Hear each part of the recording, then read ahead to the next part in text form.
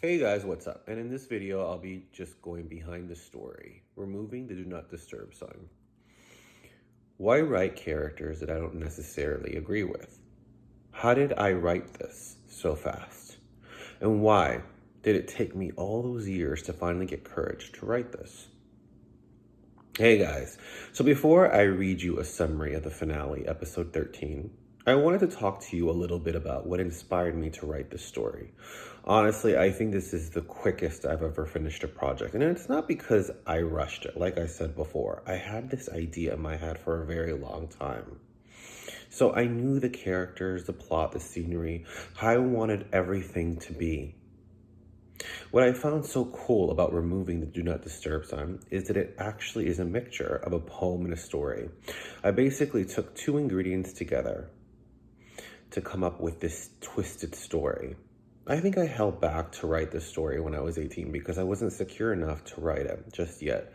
So there were a lot of things I didn't agree with my characters were doing, whether it was the kind of relationships they had, their actions, or their motives. Over the years, I've opened my mind, and I'm glad I wrote this story. I was able to put my differences and judgment to the side and see the characters' perspectives and lies. I think the sex for me was the most challenging part of the story. I knew that since our characters were in a polyamorous relationship, I had to get out of my comfort zone and push boundaries. Also, I didn't want all the fucking to overpower the plot. The mystery is really what I'm highlighting here.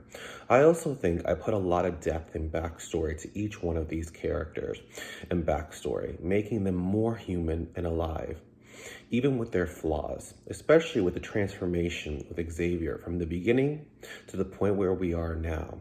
This was really important to show because I wanted people to see someone changing who they are because of how society and social media pushes up to be that expectation. Usually when I'm done a murder mystery story about a killer, I get right into. However, with this, I wanted to ease the readers in slowly, of course, not dragging, and with the pilot as the exception. I thought it was clever that the main character doesn't show up until 10 years later, which is the second episode. The killer finished his last victim, which was cool to link him to Landon for suspicion.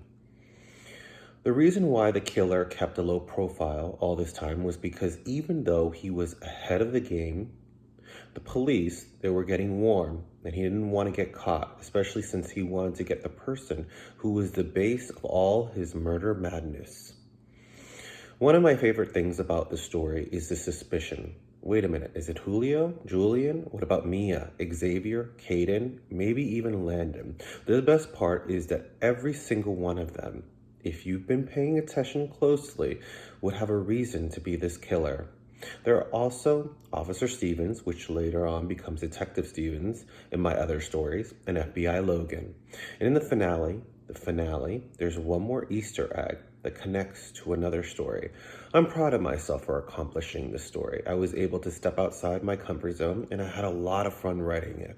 So I guess I can check that off my to-do list. I hope you guys have enjoyed it so far and stay tuned for the very last episode.